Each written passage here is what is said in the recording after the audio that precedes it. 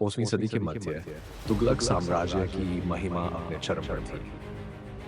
दिल्ली की गद्दी पर बैठा सम्राट अपने नायाब सेनापतियों के दम पर हिंदुस्तान के हर कोने में अपना परचम लहरा रहा था।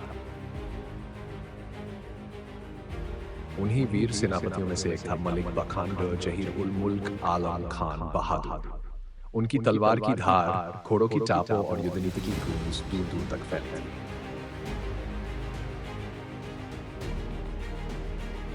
मलिक बखान को सुल्तान की सेवा के लिए दौधान घुड़सवार, 6 हाथी और 68 सिपाहियों की फौज दी गई थी। यह संख्या उनकी शक्ति और सुल्तान के प्रति उनकी वफादारी को दर्शाती थी।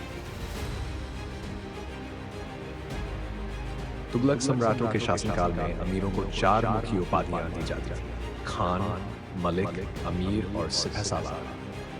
मलिक बखान को खान की उपाधि दी गई थी, जिसका अर्थ था कि वह डेथ की सेना के मनसबदार थे और उन्हें 2 लाख टका की वार्षिक जागीर प्राप्त थी।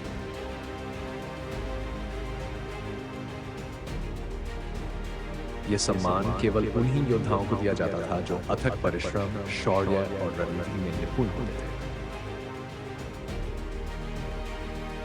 परंतु जिस साम्राज्य में तलवारों का शासन होता है, वहां विश्वासघात की आहट भी सदैव बनी रहती है।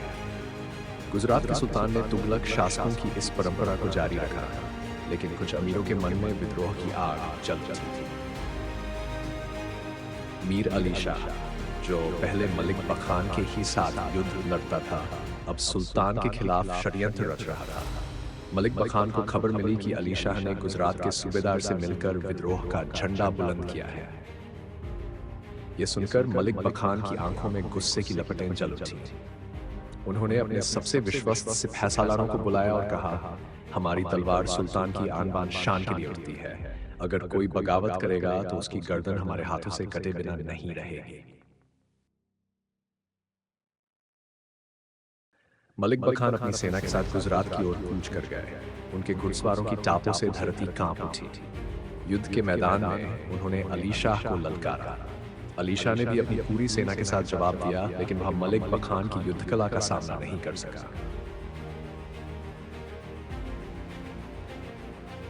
रक्तरंजित युद्ध के बाद मलिक बखान ने अली शाह को परास्त कर दिया और उसे बंदी बना लिया। सुल्तान को जैसे ही यह खबर मिली, उन्होंने मलिक बखान को और अधिक जागीर और सम्मान प्रदान किया। प्रतिज्ञा उस दिन मलिक बखान ने सुल्तान के दरबार में खड़े होकर कसम खाई।